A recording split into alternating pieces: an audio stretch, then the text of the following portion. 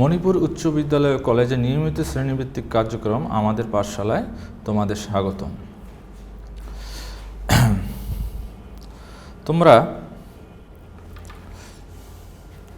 একটা ওয়েবসাইট দেখতে পাচ্ছ, Bangladesh university of engineering technology বুয়েটের একটা ওয়েবসাইট। আচ্ছা, এই ওয়েবসাইটটা কি দিয়ে তৈরি করা হয়েছে? মূলত এই ওয়েবসাইটের সামনে আমরা যা কিছু দেখছি এটা হলো একটা ফ্রন্ট এন্ড ল্যাঙ্গুয়েজ।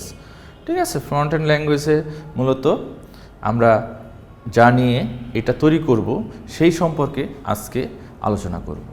তো বন্ধুরা, স্টুডেন্ট, তোমরা অবশ্যই বুঝতে পারছো আজকে কি বিষয়ে আমরা আলোচনা করব।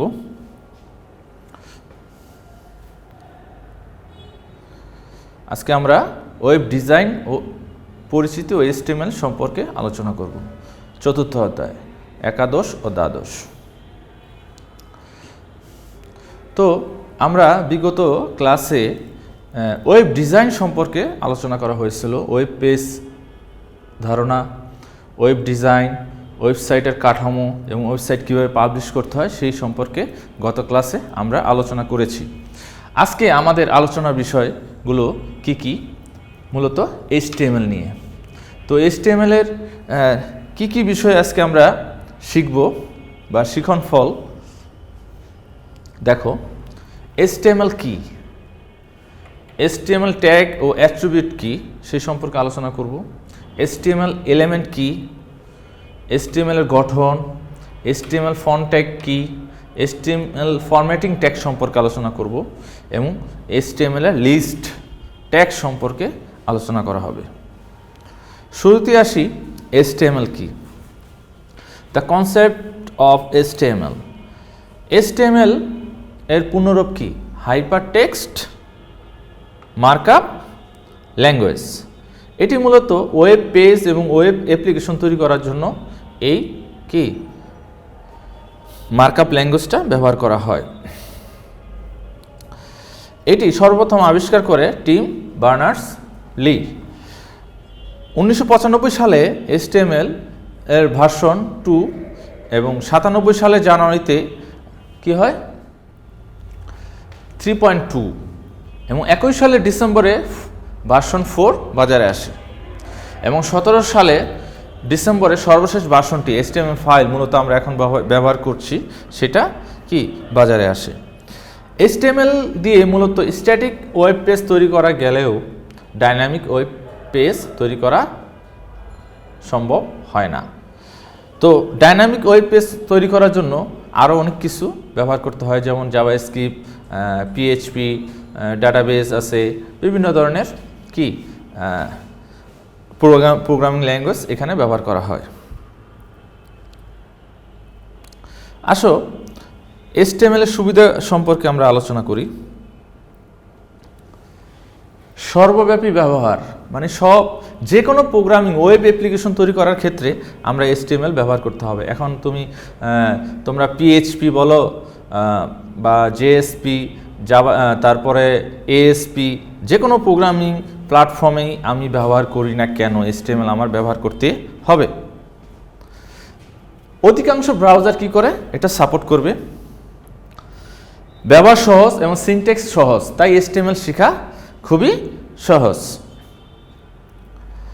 উইন্ডোজের সাথে ডিফল্ট, দেখো উইন্ডোজের সাথে ডিফল্ট থাকে তাই আলাদাভাবে কিনতে হয় না। মানে HTML ল্যাঙ্গুয়েজ শেখার জন্য মূলত বিভিন্ন অ্যাপ্লিকেশন আমরা ব্যবহার করি থার্ড পার্টি, যেটা কিনে নিতে হয়, কিন্তু এখানে আমরা নোটপ্যাডের মাধ্যমে করতে পারি HTML প্রোগ্রামিং ল্যাঙ্গুয়েজ করতে পারি, ব্যবহার করতে পারি। আচ্ছা, কেস সেন্সিটিভ নয়। কেস সেন্সিটিভ নয় মানে এখানে আমরা প্রোগ্রামিং ল্যাঙ্গুয়েজে ছোট হাতের বলো আর বড় হাতের কোনো সমস্যা নাই, ছোট বড় যে কোনো হাতে লিখলেও হবে, ভুল ধরবে না। এখন আসি HTML এর কিছু অসুবিধা। শুধুমাত্র স্ট্যাটিক ওয়েব পেজ ডেভেলপ করা যায়, ডাইনামিক ওয়েব পেজ করা যায় না, ডেভেলপ করা যায় না। সাধারণ ওয়েব পেজ তৈরি করতে অনেক কোড লেখা লাগে। তারপর নিরাপত্তার ব্যবস্থা খুব একটা ভালো না। নিরাপত্তা ব্যবস্থা ভালো করার জন্য আমাদেরকে আবার ডাইনামিক ল্যাঙ্গুয়েজ শিখতে হবে। এখন আসো HTML ট্যাগ কি। HTML ট্যাগ হচ্ছে এর কিছু সিম্বল বা ইউনিট মার্কআপ, যা দ্বারা কেউ ওয়েব ডকুমেন্টের বিভিন্ন ধরনের ফরম্যাট লিঙ্ক সম্পন্ন হয়ে থাকে। ট্যাগের যে কোনো নির্দেশকে সুনির্দিষ্ট করে দেয়। তো দুটি অ্যাঙ্গেল দেখো, গ্রেটার দেন, লেস দেন, এই দুটো অ্যাঙ্গেল ব্র্যাকেটের মাঝে কি করা হয়, ট্যাগ লেখা হয়।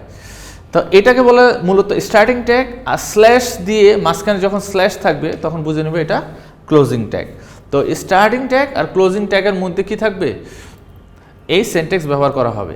এখন দেখো, যেমন সেন্টেক্স কি, যে কোনো ভাষার প্রোগ্রাম রচনার ক্ষেত্রে ব্যবহৃত কিওয়ার্ডগুলো লেখার কিছু নিয়ম নীতি আছে, যা মেনে প্রোগ্রাম রচনা করতে হয়। এই সব নিয়ম নীতিকে আমরা মূলত কি বলি, সিনট্যাক্স। এখন HTML এর ট্যাগের প্রকারভেদ আমরা একটু শিখব। HTML ট্যাগ মূলত দুই ধরনের, এটা হলো এমটি ট্যাগ, এটা হলো কন্টেইনার ট্যাগ। এমটি ট্যাগ কি? এমটি ট্যাগ হলো যে সকল ট্যাগের কি স্টার্টিং ট্যাগ আছে বাট ক্লোজিং ট্যাগ নাই, তাকে এমটি ট্যাগ বলে। যেমন কি HR, BR, IMG, মেটা, বেস, লিঙ্ক, ইনপুট, এইসব ট্যাগের কোনোটারই কি ক্লোজিং ট্যাগ নাই, এগুলোর শুধুমাত্র স্টার্টিং ট্যাগ আছে। আর কন্টেইনার ট্যাগ কি? যে সকল ট্যাগের স্টার্টিং ট্যাগ এবং ক্লোজিং ট্যাগ দুটাই আছে তাকে আমরা কি বলবো, কন্টেইনার ট্যাগ বলবো। যেমন বোল্ড, এই ট্যাগের মাধ্যমে কোনো একটা লেখাকে বোল্ড করা হয়, তাহলে বোল্ড ট্যাগ স্টার্টিং আছে, ক্লোজিং ট্যাগ আছে। H1 ট্যাগের স্টার্টিং আছে, ক্লোজিং আছে। এখন আসো অ্যাট্রিবিউট কি। HTML এ এলিমেন্টগুলো রয়েছে, তাতে অতিরিক্ত তথ্য প্রকাশ করার জন্য যে পদ্ধতি ব্যবহার করা হয় তাকে আমরা কি বলবো, HTML অ্যাট্রিবিউট। অ্যাট্রিবিউট হলো মূলত ট্যাগের নির্দেশক, এবং দেখো দুটি অংশ থাকে অ্যাট্রিবিউটের, অ্যাট্রিবিউট নেম, অ্যাট্রিবিউট ভ্যালু। যেমন ফন্ট ট্যাগের তিনটি অ্যাট্রিবিউট রয়েছে, ফেস, কালার এবং সাইজ। তো ফর এক্সাম্পল আমরা একটু দেখি, ফন্ট ট্যাগ এখানে স্টার্ট হয়েছে। এখন দেখো, ট্যাগ সবসময় খেয়াল রাখবা, আমরা যে কোনো ট্যাগের ক্ষেত্রে অ্যাট্রিবিউট বসানোর ক্ষেত্রে মূলত আমরা কি স্টার্টিং ট্যাগের মধ্যেই কি বসাবো, অ্যাট্রিবিউট বসাবো। কোথায়? স্টার্টিং ট্যাগেই সবসময় কী হবে, অ্যাট্রিবিউট বসবে, ক্লোজিং ট্যাগে কখনো অ্যাট্রিবিউট বসবে না। তো দেখো ফন্ট ট্যাগের এখানে স্টার্টিং ট্যাগের ভিতরে দেখো আমি একটা অ্যাট্রিবিউট বসাইছি, এটাকে বলে অ্যাট্রিবিউট নেম, আর এটা হবে অ্যাট্রিবিউটের ভ্যালু। নেম ভ্যালু ইকুয়াল, তারপর ডাবল কোটেশনের ভিতরে যেটা থাকবে সেটাকে বলবো আমরা ভ্যালু। সাইজ কত, 10, কালার রেড। আচ্ছা, তো এইখানে ফেস, কালার এবং সাইজ হবে অ্যাট্রিবিউট নেম, আর এগুলো হলো অ্যাট্রিবিউট ভ্যালু। তো আমরা আশা করতেছি অ্যাট্রিবিউট সম্পর্কে আমরা একটু বুঝতে পেরেছি। এখন আসো অ্যাট্রিবিউট এলিমেন্ট কি। HTML এ যে কোনো শুরু ও শেষ ট্যাগ এবং এর মাঝের অংশকে এলিমেন্ট বলা হয়। মানে স্টার্টিং ট্যাগ থেকে ক্লোজিং ট্যাগ পর্যন্ত যা কিছু আছে সব কিছুকে আমরা বলবো এলিমেন্ট। দেখো যেমন দেখো এই tag name, content, closing tag, এই স্টার্টিং থেকে ক্লোজিং পর্যন্ত আমরা সম্পূর্ণটাকে কি বলবো HTML এলিমেন্ট। দেখো বি ট্যাগ স্টার্ট হয়েছে, তারপর মাঝখানে আমরা কিছু একটা লিখলাম, তারপর বি ট্যাগ ক্লোজ হয়ে গেছে, তাহলে স্টার্টিং ট্যাগ আর ক্লোজিং ট্যাগের মাঝখানে শুরু থেকে শেষ পর্যন্ত পুরোটাকে আমরা কি বলবো, এলিমেন্ট বলবো। ঠিক আছে,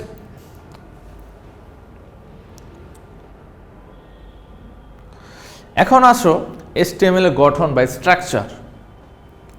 HTML এর দুটো অংশ নিয়ে গঠিত, একটা হলো হেড আর একটা হলো বডি, দুটা সেকশন। হেড সেকশনে কি হয় সবসময় মনে রাখবা, HTML স্টার্টিং হলো,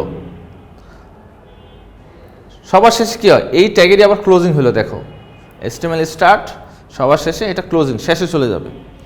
আর হেড অংশটা দেখো, হেড স্টার্ট, হেড ক্লোজ, এই হেডের ভিতরে থাকবে কি, টাইটেল।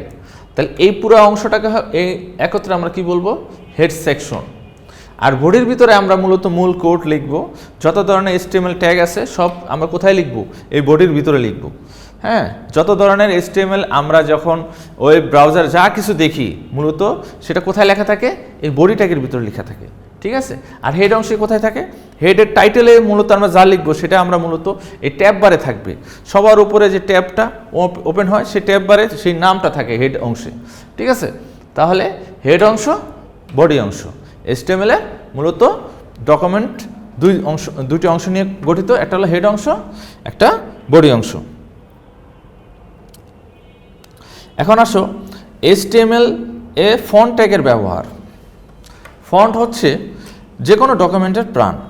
তো আকৃতি স্টাইল ভেদে ফন্টের যে বিচিত্রতা আছে তাকে ফন্টের প্রপার্টি বলা হয়।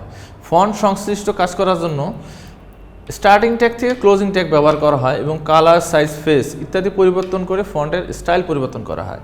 এখন দেখো কালার অ্যাট্রিবিউট, এর মাধ্যমে কালার নির্ধারণ করা হয়, যেমন ফন্ট কালার ইকুয়াল রেড, তো this is a paragraph font.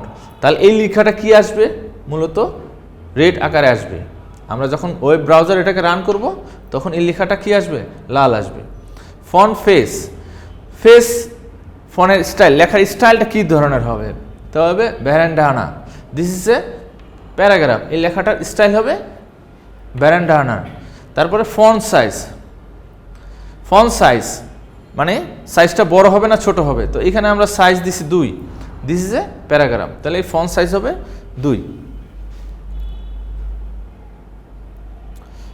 তো জেনে রাখা ভালো, দেখো তোমাদের বোঝার সুবিধার্থে কিছু ইনফরমেশন এখানে অ্যাড করেছি। HTML প্রদর্শিত লেখা ফন্টের আকৃতি ডিফল্ট হিসেবে কত থাকবে, 12 থাকবে। তো অনেক সময় পরীক্ষায় আসে ডিফল্ট পয়েন্ট কত, 12। আচ্ছা, 1 পয়েন্ট হলো কি 72/1 ইঞ্চির সমান। তো প্রতিমাত্রা যোগের ক্ষেত্রে ফন্টের সাইজ 2 পয়েন্ট করে কত বাড়বে, প্রতিবার 2 পয়েন্ট করে ফন্টের সাইজ বাড়বে এবং বিয়োগের ক্ষেত্রে 2 করে কমবে।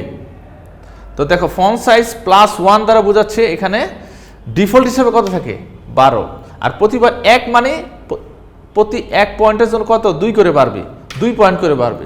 তাহলে 12-র সাথে 1 যোগ মানে কি 12 + 2 12 হবে এই ক্ষেত্রে। তাহলে আমরা এটা লেখার উদ্দেশ্য বা অর্থ হলো কি হবে, 12-এর সাথে 2 যোগ হবে, ঠিক আছে। তাহলে কত হবে ফন্ট সাইজ কত হবে, +1 দ্বারা বোঝাবে কি, আমরা এখানে 14 বুঝবো, ঠিক আছে। যখন সাইজ +2 তখন বুঝবো কত, 2 আর 2 মানে কি এখানে 4 যোগ হবে, ঠিক আছে, তাহলে 16। তো +2 দ্বারা বুঝবো আমরা ফন্ট সাইজ কত, 16। একই রকম বিয়োগের ক্ষেত্রে দেখো -1 মানে কি, -1 মানে -2 বিয়োগ হবে, 12 থেকে 2 বিয়োগ হবে, তো 10 হবে। আর -2 দ্বারা বোঝাবে আরও 4 বিয়োগ হবে, তাহলে কত হবে, 8 হবে। তো পরীক্ষায় আমরা অনেক সময় এক্সাম্পল হিসাবে এটা দেওয়া হয়, হ্যাঁ। তো সবাই একটু খেয়াল রাখবা যে এটার পয়েন্ট কত আসে, পরীক্ষায় অনেক সময় শর্ট কোশ্চেন হিসাবে বা MCQতে এটা আসবে। আচ্ছা, টেক্সট ফরম্যাটিং বা ফরম্যাটিং ট্যাগ সম্পর্কে এখন আমরা আলোচনা করব। সবাই একটু খেয়াল করো, কোনো লেখাকে আমরা বোল্ড করে লিখব, মানে ঝাপসা দেখাচ্ছে এই লেখাটাকে আর একটু বোল্ড কালার মানে হাইলাইট করব, তাহলে দেখো এইরকম আসবে বোল্ড। দেখো নর্মাল লেখা হলো AIHM, তো এই লেখাটাকে বোল্ড করা মানে কি এটা। তো কোনো লেখাকে বোল্ড করার জন্য আমরা কোন ট্যাগ ইউজ করব, বি ট্যাগ স্টার্ট আর বি ট্যাগ ক্লোজ। যে লেখাকে আমরা বোল্ড করব সেই লেখাটা আমরা এই 2 ট্যাগের মাঝখানে লিখব, ঠিক আছে। এখানে যে কোনো লেখা হতে পারে, ঠিক আছে। মনে করো MUBC লেখাটাকে আমরা বোল্ড করব, তাহলে এখানে MUBC লেখাটা তুমি লিখে দিবা, তাহলে এই লেখাটা এখানে ফলাফল হিসাবে বোল্ড আকারে আসবে। আবার ইউ মানে আন্ডারলাইন, কোনো লেখাকে আন্ডারলাইন করার ক্ষেত্রে আমরা ইউ ট্যাগ ইউজ করব, স্টার্টিং ট্যাগ এবং ক্লোজিং ট্যাগের মাঝখানে আবার একই রকমভাবে বসাবো, তাহলে নিচে একটা দাগ আসবে, মানে আন্ডারলাইন আকারে আসবে। Italic form, I for italic, তো ইটালিক ফর্মেও একই অবস্থা, এভাবে আমরা লিখব। ইটালিক ফর্মে লেখাটা একটু বাঁকা হয়ে আসে, দেখো। আচ্ছা, সবাই একটু খেয়াল করো, স্ট্রং লেখা আর বোল্ড লেখা মূলত একই রকম। দেখো যে কোনো লেখাকে বোল্ড করার জন্য কি হবে, স্ট্রং ট্যাগ আমরা ব্যবহার করব। তো পরীক্ষায় আসতে পারে স্ট্রং আর বোল্ড এই দুটা কি একই রকম কাজ করবে। স্ট্রং এবং বোল্ড দুইটা একই রকম আউটপুট আসবে, স্ট্রং আর বোল্ড। আরেকটা জিনিস খেয়াল করবা তোমাদের বোঝার সুবিধার্থে, তিনটা ট্যাগ একই রকম, ডেল ট্যাগ, এস ট্যাগ আর স্ট্রাইক ট্যাগ, এই তিনটা ট্যাগ মূলত একই রকম কাজ করবে। কি হবে, মাঝখানে দাগ থাকবে, মানে ডিলেটের মতো কাজ করবে। কি ডিলেট মানে কি, ডেল, এস ট্যাগ এবং স্ট্রাইক ট্যাগ, এই তিনটা ট্যাগ একই রকম কাজ করবে। পরীক্ষায় যে কোনো বহু সমাপ্তি সূচক কোশ্চেনে এরকম আসতে পারে, কোন ট্যাগ তিনটি একই রকম, বলবা ডেল, এস আর স্ট্রাইক। আবার এইখানে বোল্ড আর স্ট্রং, এই দুটো একই রকম কাজ, একই রকম। এখন আসো পরবর্তী ট্যাগগুলো দেখি। কোনো একটা প্যারা মানে কোনো একটা লেখা আমরা লিখব, সেই ক্ষেত্রে আমরা পি ট্যাগ ইউজ করব, মানে প্যারাগ্রাফ ট্যাগ। সেক্ষেত্রে হবে যে পি ট্যাগ স্টার্টিং ক্লোজিং, এর মাঝখানে যা লিখবো এটার কোনো প্রভাব পড়বে না, পি ট্যাগে যেমনভাবে আছে সেভাবেই থাকবে, কোনো চেঞ্জ হবে না। এই পি ট্যাগের ভিতরে আমরা যা লিখবো, এখানে যা লিখবো এখানেও আউটপুট তাই আসবে। আচ্ছা, এইখানে একটু খেয়াল করো, সাব, সাব মানে সাবস্ক্রিপ্ট, মানে কোনো একটা লেখা বেস থাকবে, বেস থেকে হয় পাওয়ার হিসাবে যাবে, মানে সাব হিসাবে নিচে চলে যাবে, তাহলে sub ICT sub tag close, তাহলে আইএইচএম এর নিচে চলে যাবে কে, এই যে আইএইচএম এর নিচে চলে যাবে আইসিটি, কারণ এই সাব ট্যাগের ভিতর কি আছে, আইসিটি। তাহলে এই ট্যাগ স্টার্ট আর ক্লোজের মাঝখানে যে লেখাটা থাকবে সেটা কি চলে যাবে নিচে, ঠিক আছে।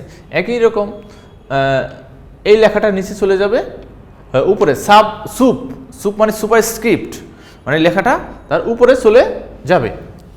একই রকম হেডিং ট্যাগের ক্ষেত্রে মূলত 6 ধরনের ট্যাগ আছে, H1 থেকে H6।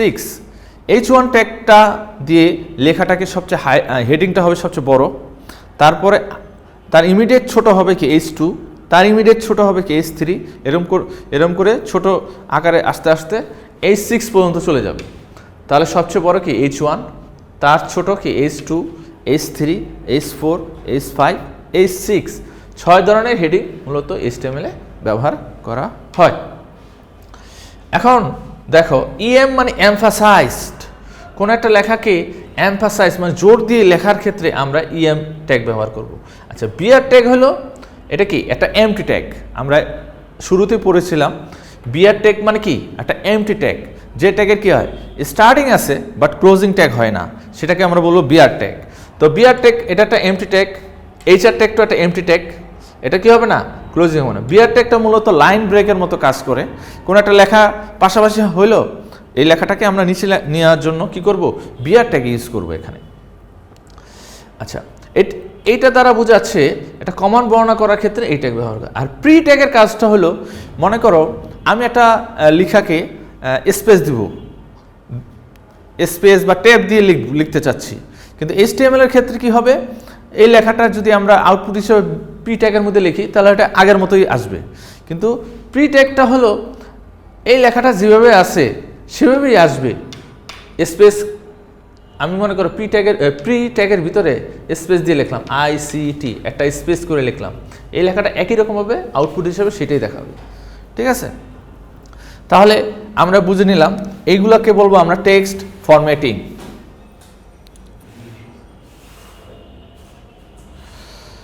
এখন আসো HTML লিস্ট, কোনো ওয়েব পেজে কোনো কিছুকে আমরা সুন্দরভাবে উপস্থাপন করার জন্য, সাজানোর জন্য লিস্ট ব্যবহার করব। সুন্দরভাবে সাজানো বা তথ্য উপস্থাপন করার জন্য কি হয়, লিস্ট ব্যবহার করে। এই লিস্ট মূলত 4 ধরনের: order list, unorder list, definition list, nested list. Order list, সে তোমাকে তোমার আম্মু বললো যে একটা বাজারের লিস্ট তৈরি করো, তো ফার্স্টে কী করবা, যে লিস্ট 1 2 3 4 সিরিয়ালি তুমি কোনো একটা কিছু লিখবা, বা ABCD বা ইটালিক ফর্মে তুমি কোনো একটা লেখাকে সিরিয়ালি লিখবা। তো সিরিয়ালি লেখার ক্ষেত্রে আমরা মূলত অর্ডার লিস্ট ব্যবহার করব। অর্ডার লিস্ট ব্যবহার করার ক্ষেত্রে আমাদের একটা জিনিস মনে রাখতে হবে, বাই ডিফল্ট হিসাবে 1 2 3 আসবে। আইটেমগুলো দেখো, HTML স্টার্টিং, বডি, তো অর্ডার লিস্ট, ওএল ট্যাগ দিয়ে স্টার্ট হবে, ওএল ট্যাগ দিয়ে স্টার্ট হবে এবং ওএল ট্যাগ দিয়ে ক্লোজ হবে। তার মধ্যে আমরা আইটেমগুলো এলআই এলআই এলআই আকারে লিখব। তো সবাই একটু খেয়াল করো, ওএল স্টার্ট 5, যখনই 5 দিব তাহলে লেখাটা অটোমেটিকভাবে 5 থেকে শুরু হবে। তাহলে অ্যাপেলের জায়গায় 5 আসবে, পরবর্তী কি সংখ্যা, ব্যানানা 6, লিমন 7, তো 5 6 7 সিরিয়ালি আসবে। তাহলে আর এই আউটপুট একটু দেখো, সবাই একটু খেয়াল করো, এইখানে কিন্তু আমি কিছু বলি নাই। অ্যাট্রিবিউট, এখানে অ্যাট্রিবিউট হিসাবে স্টার্ট ব্যবহার করা হয়েছে, এখানে অ্যাট্রিবিউট হিসাবে স্টার্ট ব্যবহার করা হয়েছে, বাট এখানে অ্যাট্রিবিউট হিসাবে কোনো কিছু ব্যবহার করা হয় নাই। কিন্তু দেখো এখানে 1 2 3 আসছে, কারণ বাই ডিফল্ট হিসাবে 1 2 3 আসবে। অর্ডার লিস্টের ক্ষেত্রে কি হবে, বাই ডিফল্ট হিসাবে 1 2 3 আসবে। যখন আমরা টাইপ বলে দিব যে টাইপটা কি এ হবে না রোমান অক্ষর হবে বা অন্য কিছু হবে, সেই ক্ষেত্রে টাইপ যখন বলে দিব অ্যাট্রিবিউট হিসাবে, তখন কি হবে, এটা কি ওইভাবেই আসবে। সো এখন দেখো আমি চাচ্ছি ABCD আকারে আসবে, আসবে কি, কোন একটা লিস্ট আমি তৈরি করব ABCD। তাহলে আমরা টাইপটা বলে দিব, আমি একটু আগে বলেছি টাইপটা কি হবে, এ, মানে প্রথম অক্ষরটা দিলেই হবে। তো অটোমেটিক BCD সিরিয়ালি আমাদের আইটেমগুলো আসবে। তো ওয়েল টাইপ ইকুয়াল এ। একই রকমভাবে দেখো, সবাই একটু খেয়াল করি,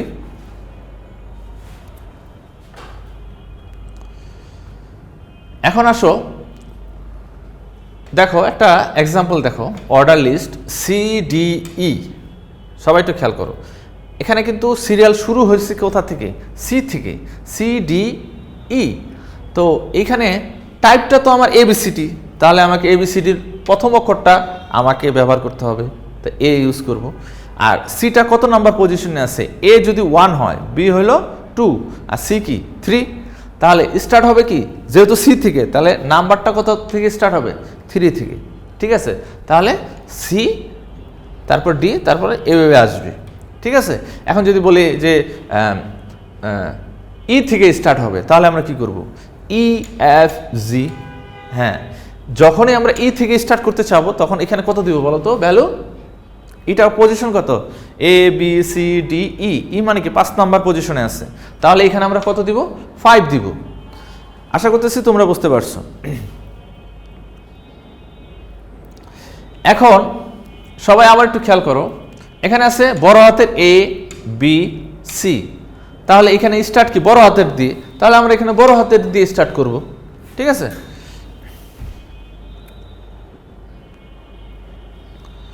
এখন আসো এখানে কি আছে, রোমান অক্ষরে আছে, রোমান অক্ষরে 1 2 3 আছে, তাহলে আমার রোমান অক্ষরের প্রথম অক্ষরটা কি, আই। ঠিক আছে, তাহলে রোমান অক্ষরের প্রথম অক্ষরটা দিব, তাহলে অটোমেটিকভাবে 2 3 4 5 6 এভাবে এসে যাবে। যদি আমরা 5 থেকে শুরু করি বা 4 থেকে শুরু করি, দেখো আবার এটা কি 4 না, রোমান অক্ষরে 4 না, তো রোমান অক্ষরে টাইপ সেমই থাকবে, কিন্তু স্টার্ট হবে কোথা থেকে, 4 থেকে, তাহলে আমরা এখানে 4 দিব। যদি 5 থেকে স্টার্ট থাকে তাহলে এখানে 5 দিব। ঠিক আছে, এখন আসো বড় হাতের গেল, এবার আসো রোমান অক্ষর বড় হাতের, একই রকম ভাবে বড় হাতের আই দিবা, তারপর 4 দিবা।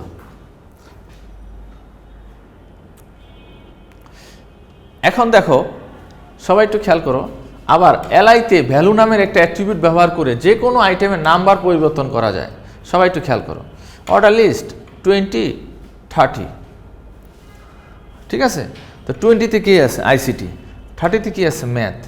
তাহলে HTML বডি অর্ডার লিস্ট ওয়েলটা এলআই ভ্যালু, তাহলে এটার ভ্যালু কত, 20। তাহলে এভাবে অ্যাট্রিবিউট এলআই লিস্টের ভিতরে আমরা অ্যাট্রিবিউট অ্যাড করতে পারবো, সেটা হলো 20। তারপর এটা কি আছে, এলআই কত, ভ্যালু কত, এটা 30, তাহলে ভ্যালু ইকুয়াল 30 দিব, তাহলে ম্যাথ আসবে।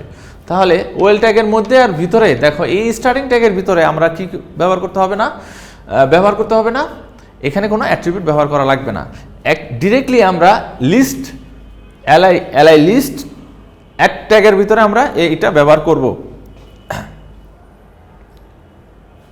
এখন আসো আনঅর্ডার লিস্ট। আনঅর্ডার লিস্ট তথ্যকে কি হবে দেখো, ভরাট বৃত্ত আকারে বা বর্গাকার বা বৃত্ত ইত্যাদি মাধ্যমে তালিকাবদ্ধভাবে প্রকাশের জন্য আনঅর্ডার লিস্ট ব্যবহার করা হয়। তো আনঅর্ডার লিস্টের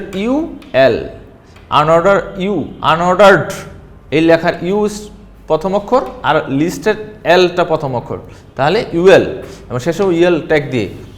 এখন দেখো এটা মূলত তিন ধরনের মূলত ব্যবহার করা হয়। এটা ডিস্ক বৃত্ত ভরাট, দেখো বৃত্ত ভরাট হবে ডিস্ক, সার্কেল এটা বৃত্ত ভরাট হবে না, আর স্কোয়ার চার কোণা। এই চার ধরনের আনঅর্ডার লিস্ট আমরা ব্যবহার করি। সো আমরা একটু কোড দেখি।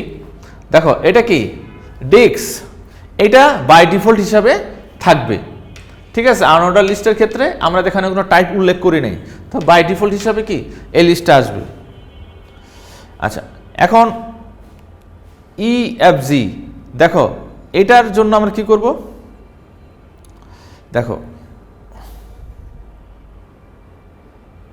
এটার জন্য কি করব, আমরা লিখব টাইপ ইকুয়াল কি লিখব এ, আর স্টার্টিং হবে কি 5, তাহলে 1 2 3 ABCDE, তাহলে 5 হবে, স্টার্ট ইকুয়াল 5 আর টাইপ ইকুয়াল এ।